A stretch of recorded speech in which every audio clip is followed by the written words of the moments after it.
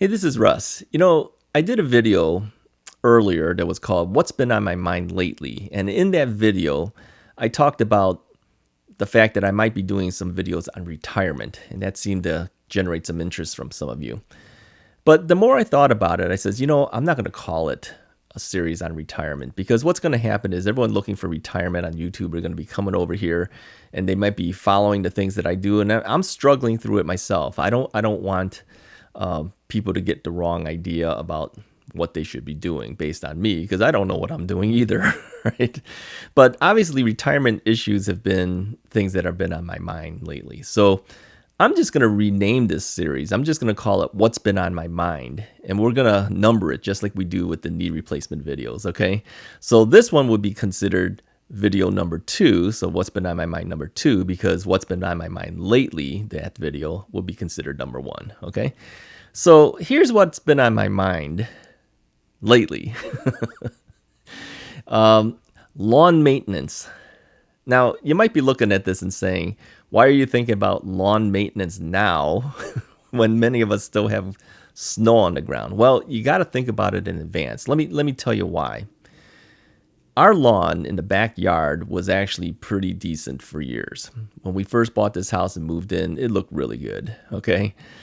But over the years, we've been getting some weeds back there, and I believe it's called goose grass. Now, I might be wrong, but based on the photo that I took of our lawn's weeds, and then looking at the weeds that I see on the internet, when you look up goose grass, it looks pretty much the same to me. So I'm thinking it's goose grass. And if it isn't that, it's some type of crabgrass, okay?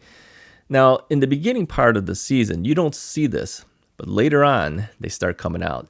And over the last couple years, it's a little bit, and then a little bit more, and then a little bit more. And we've been killing these weeds one by one by spraying things on it. And when you do that, you kill off a little bit of the surrounding grass too. So the grass starts looking pretty splotchy after a while. So I said, there's got to be something else that you can do to stop this. And here's what I found out from doing my research. You got to put down some chemicals that's called a pre-emergent chemical, meaning you want to put down the chemical before the grass comes out, before it emerges. So it's a pre-emergent, okay? I'll put a link down below of the chemicals that I bought. Now, I haven't put this down yet. I'm still waiting for it to come in, all right? But the key to this is you need to put this down on your grass before the soil temperature hits 55 degrees in temperature. All right. So how do you measure this? Well, there's a website. Right? I'll put the link in the description below of the website that you can go to. If you just type in your zip code, it'll tell you what your soil temperature is in your area. All right. You got to do this before it hits 55 degrees. And I'm also going to put my meat thermometer into the ground. Yeah, that's what they tell you to do. And I have a really good one. So I'm just going to stick it in there about 5 inches down and then read it. And it's got to be on that grass before it hits 55 degrees in soil temperature. All right. So that's typically mid-April time, something like that. So I still have a little bit of time, but you got to buy the materials now, get it shipped to you, and then put it down. Now, this is stuff that's very difficult to find in places like Home Depot or Lowe's or wherever you go for your home improvement stuff. They don't usually carry specifically this. They may have some stuff that has a little bit of that in there, but you need a heavier duty version of it. So I bought the industrial version of it, all right? And I'm going to lay that down. So beyond just putting this stuff down, lawn maintenance, okay? What do you do for lawn maintenance going forward? Now, we have had somebody cut our grass for the last, 8 years maybe, I don't know. Once my knee started having problems, I started thinking I can't cut the grass anymore. I mean, just pushing the lawnmower took effort. The lawnmower is heavy. You got to push forward. Your knee takes a hit, and you're going back and forth on the lawn so many times. My knee was hurting after doing it. I had to stop. So I stopped doing it. And anyways, the guy that we've been using lately, he started raising his prices on us. Okay, now he charges a certain amount of money per cut, and we're okay with that.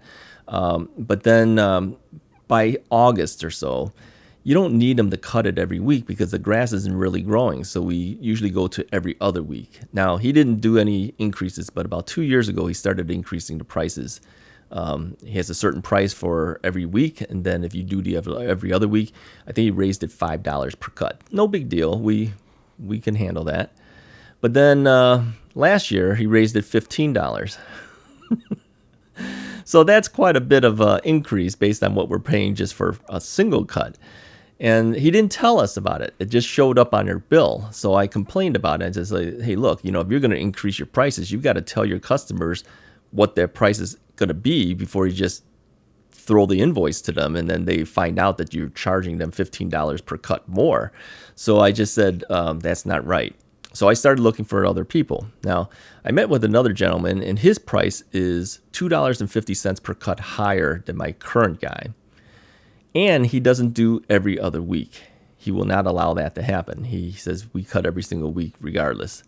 So ultimately, that guy's more expensive. So even if I paid $15 per week more to the old guy would still be cheaper than the new guy. But of course, with the new guy, you would get a cut every single week versus every other week from the old guy once we start this in August.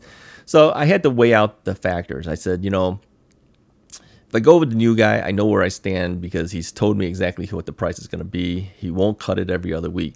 If I stay with the old guy, okay, he might raise our prices and not tell us. But even if he raises the prices, ultimately, he is still cheaper than the new guy. So I think on the long run, we're probably going to end up staying with the old guy, but I'm going to have to clarify with him, tell me exactly what are our prices for this year. Now, the problem with saying it like that, he may just decide to up your price, okay?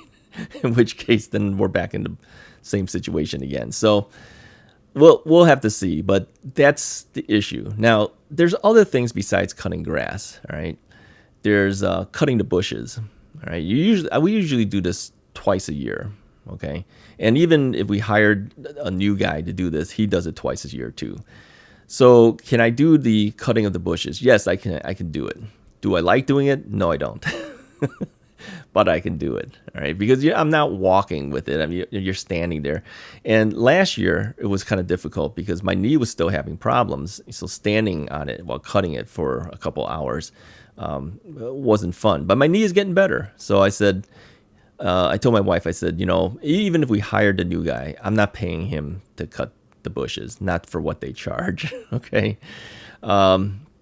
So anyways, I'm decided that I think I'm going to stay with the old guy. He's been with us, I think, with his service, he's been with us for 4 years now. So he knows what needs to be done.